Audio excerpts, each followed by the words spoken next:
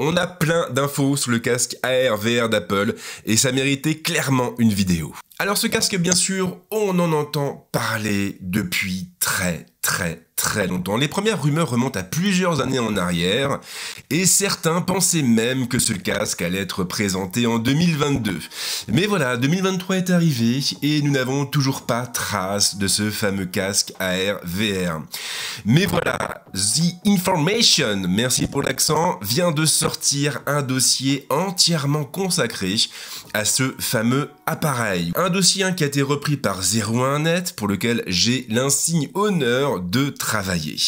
Et justement pour cette première vidéo de l'année, bonne année d'ailleurs, eh bien j'ai eu l'idée de lancer un tout nouveau format, un format orienté à React qui consiste tout simplement à improviser sur une news.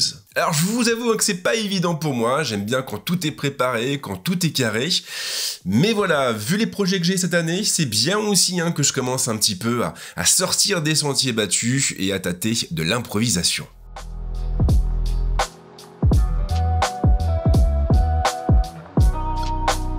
On apprend donc beaucoup de choses sur le fameux Reality Pro qui devrait être le nom officiel du casque AR VR d'Apple. Un casque qui serait orienté réalité mixte et qui combinerait donc la réalité augmentée et la réalité virtuelle. Donc déjà au niveau du design et au niveau de l'ergonomie, il faudrait s'attendre à quelque chose d'assez particulier. On serait plutôt loin de ce que proposent des produits comme l'Oculus ou le Meta Quest 2 et en fait, le site américain The Information nous indique que le casque AR VR d'Apple aurait la forme d'un masque de ski. Il serait donc assez imposant, sans doute un peu plus que la banale visière. En revanche, Apple aurait opté pour de l'aluminium et du verre, et surtout pour de la fibre de carbone. L'idée évidemment serait de rendre le casque le plus léger possible, parce que personne n'a envie de se trimballer avec un truc de 20 kg sur le visage. Ce qu'il faut également savoir, ce qu'indique l'article, c'est que la plupart des caméras et des capteurs seraient totalement invisibles. On ne les verrait pas et on aurait donc un design qui serait très minimaliste, très léger. Léger pour un design c'est un petit peu bizarre, mais voilà. Ce qu'il faut également préciser, et ça c'est hyper important concernant l'ergonomie, on aurait la possibilité de passer directement de la réalité virtuelle à la réalité mixte.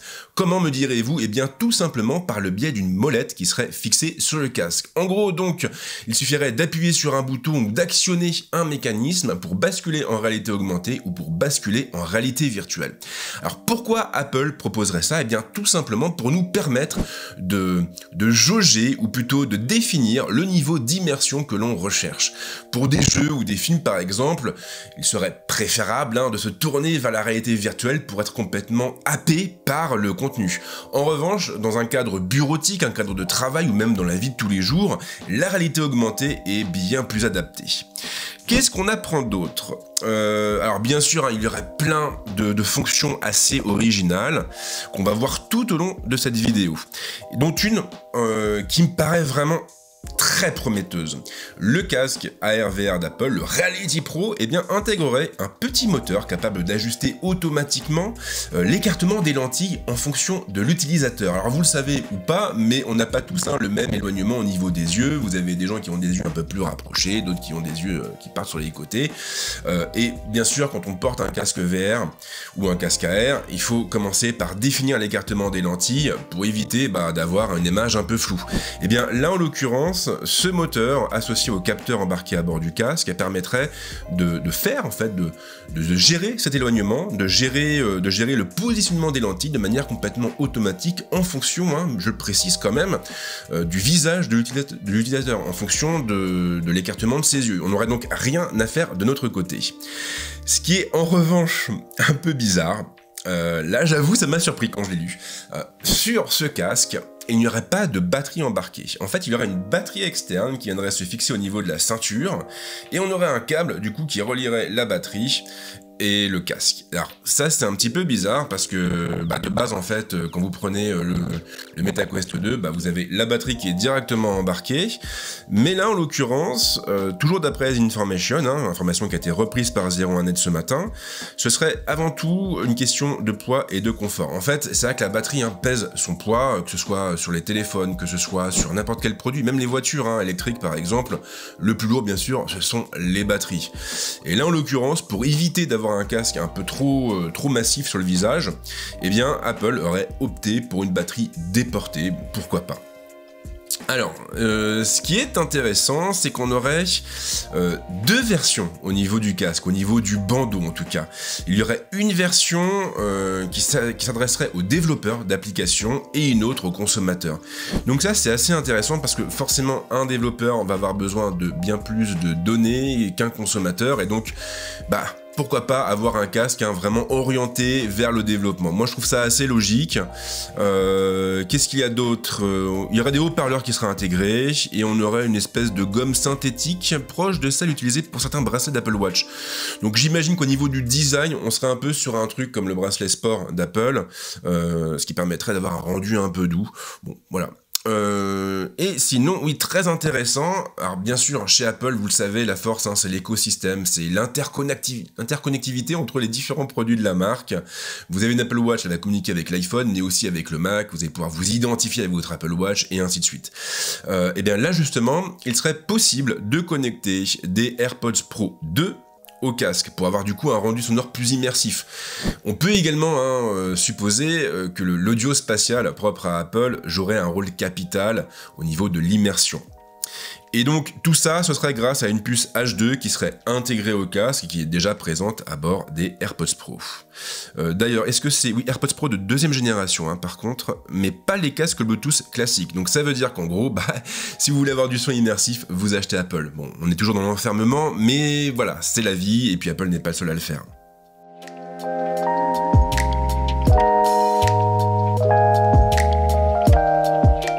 Alors ensuite, des infos sur les écrans, parce que finalement ça c'est primordial, pour avoir une bonne immersion, il faut de bons écrans.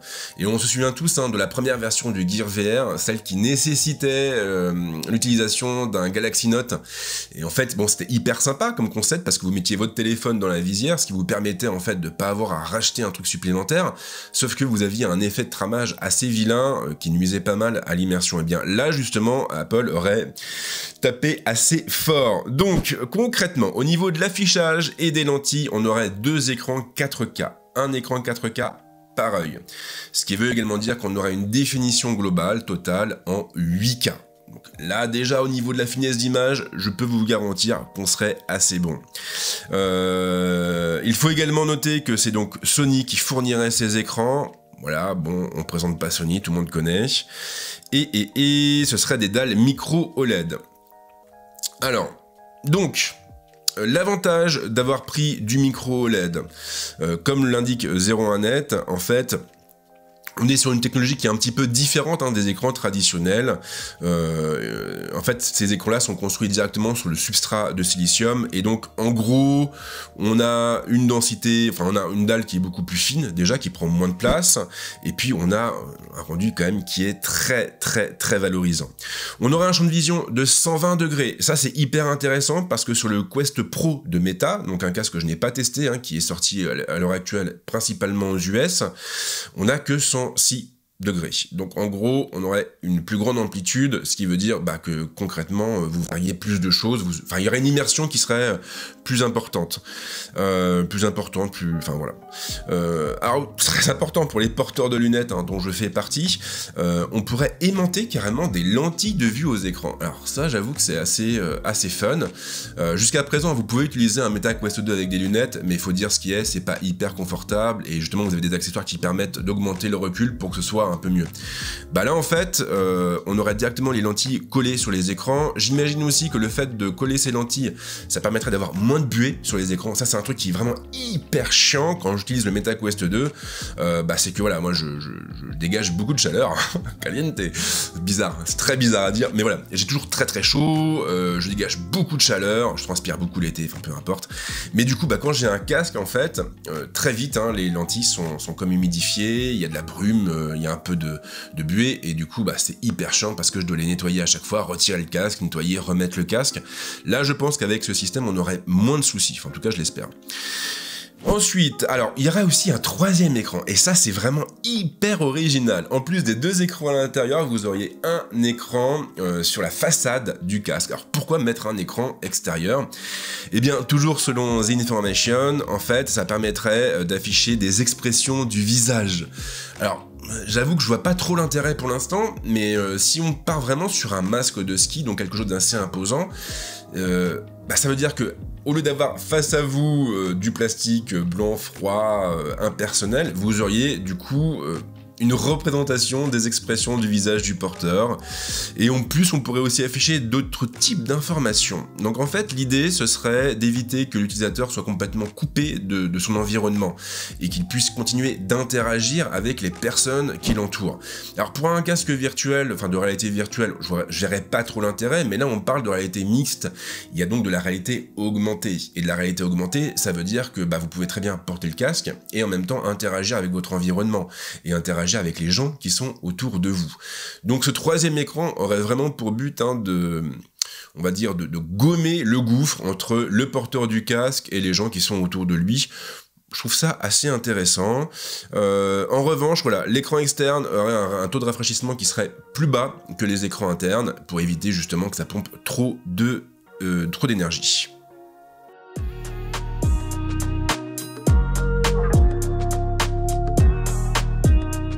Alors les écrans c'est bien, mais il faut aussi parler de caméra et de capteurs, parce que ces composants jouent un rôle capital dans la conception d'un casque.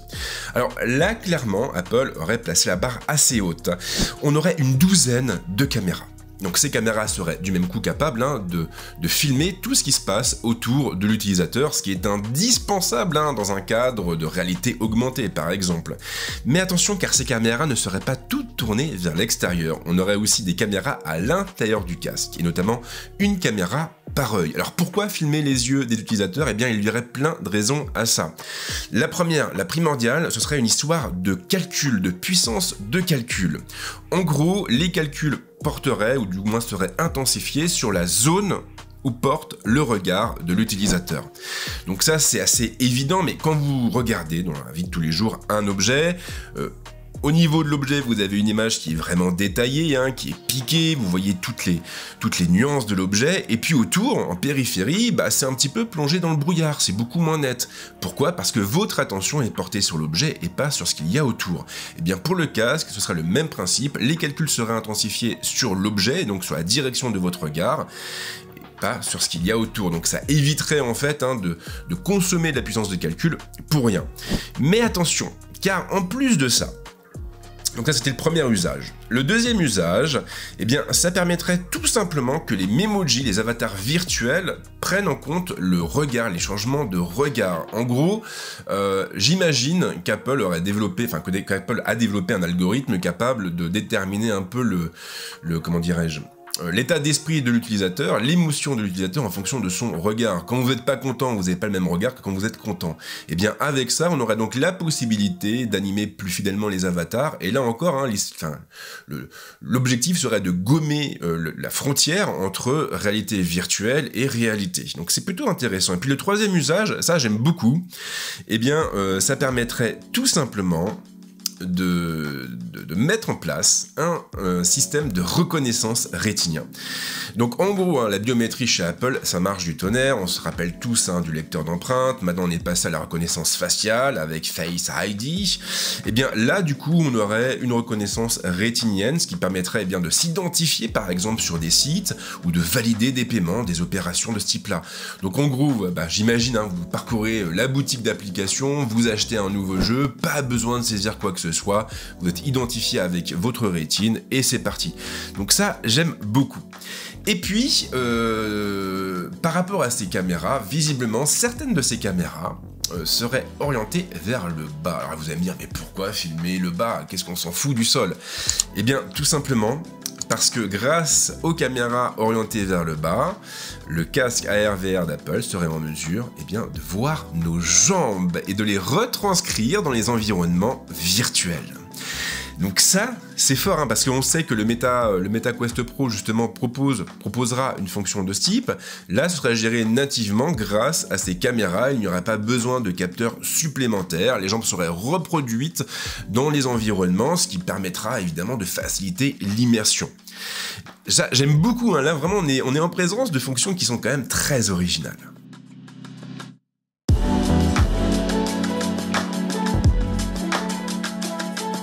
Alors Alors maintenant, on va parler un petit peu puissance de calcul, parce que pour animer un casque et toutes les fonctions qu'il embarque, il faut une puce derrière. Et bien là, en l'occurrence, on en aurait deux.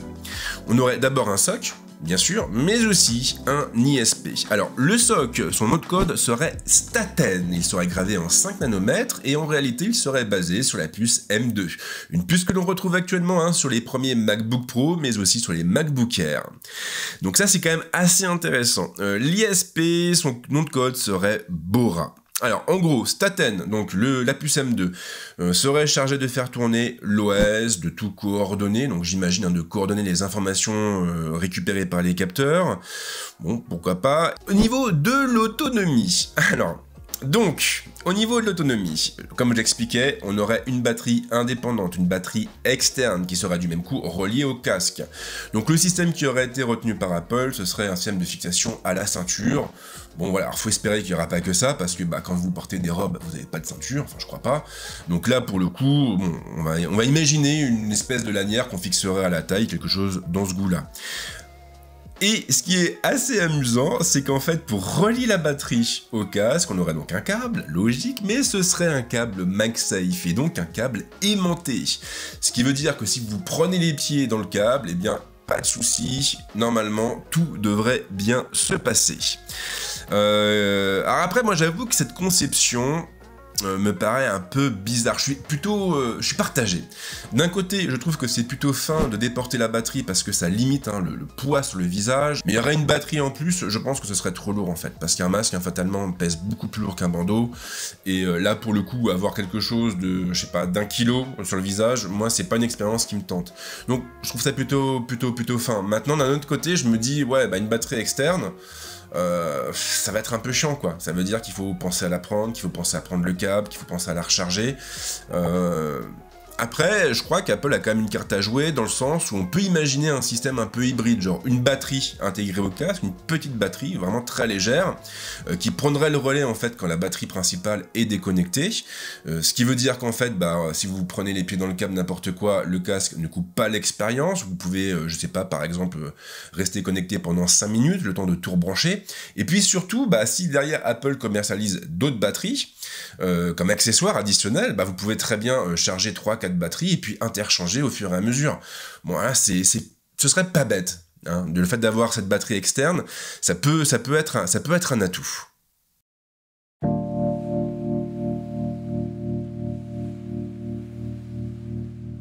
Alors bien sûr, avoir un super casque de la mort qui tue, c'est bien, c'est super, on est content, mais derrière il faut quand même un système, une plateforme qui l'exploite pleinement. Donc là, concrètement, de ce que dit The Information, Apple aurait l'intention de mettre vraiment l'accent sur la visioconférence, sur les échanges entre utilisateurs. Bon, c'est ce que fait aussi Meta, on a vu les différentes démos, voilà, on discute tous dans des espaces virtuels, c'est très rigolo, très sympa. Donc ça, on l'aura aussi visiblement sur le casque d'Apple, mais derrière, bien sûr, il n'y aura pas que ça. Et je pense vraiment que la fonction qui va tout changer, c'est l'intégration de continuité. Alors continuité, c'est quoi? C'est la fonction qui permet de commencer quelque chose sur un appareil de la firme et de poursuivre ce quelque chose sur un autre appareil. En gros, vous commencez à écrire une note sur votre iPad, vous la poursuivez sur votre Mac, vous la récupérez après sur votre iPhone, tout ça c'est géré en toute transparence. Et donc visiblement, on aura ça sur le casque. Alors qu'est-ce que ça veut dire?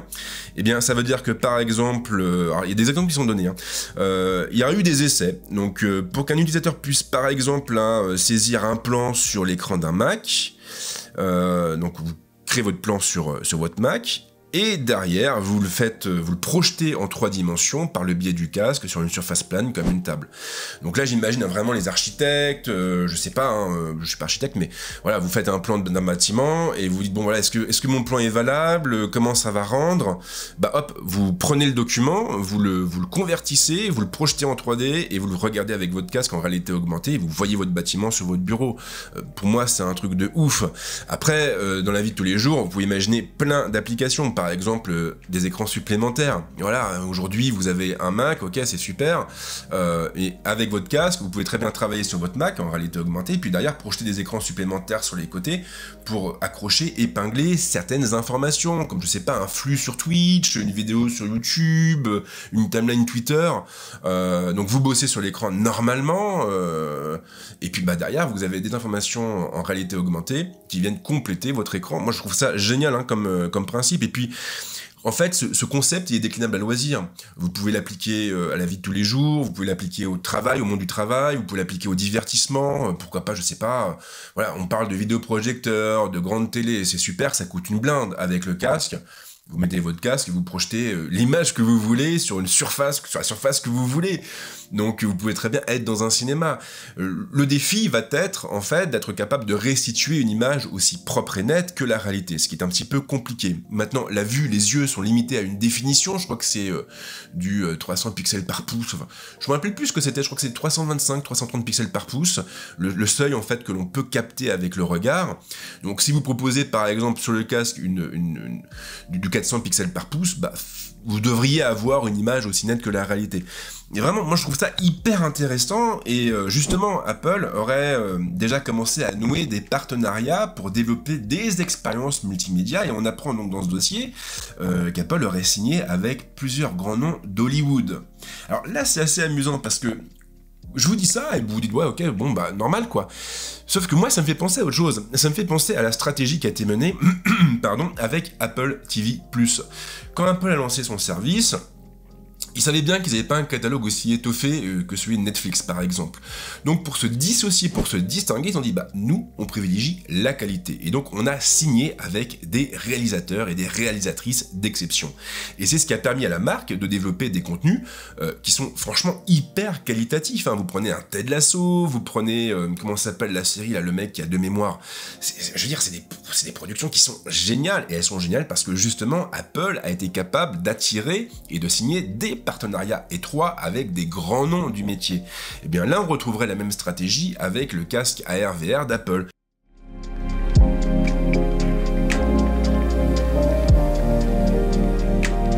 Ce qui nous amène finalement à la grande question que tout le monde se pose, ou du moins aux deux grandes questions que tout le monde se pose. Quand est-ce que ce casque sortira, et surtout à quel prix sera-t-il proposé? Alors là, clairement, faut pas s'engager, hein, parce que de base, on avait plus ou moins parlé de 2022, et puis aujourd'hui on est en 2023, donc le rendez-vous a été loupé. Donc moi, je pense qu'on aura peut-être une démo. Cette année, je verrai bien quelque chose. Alors certains en disaient début d'année, janvier, février.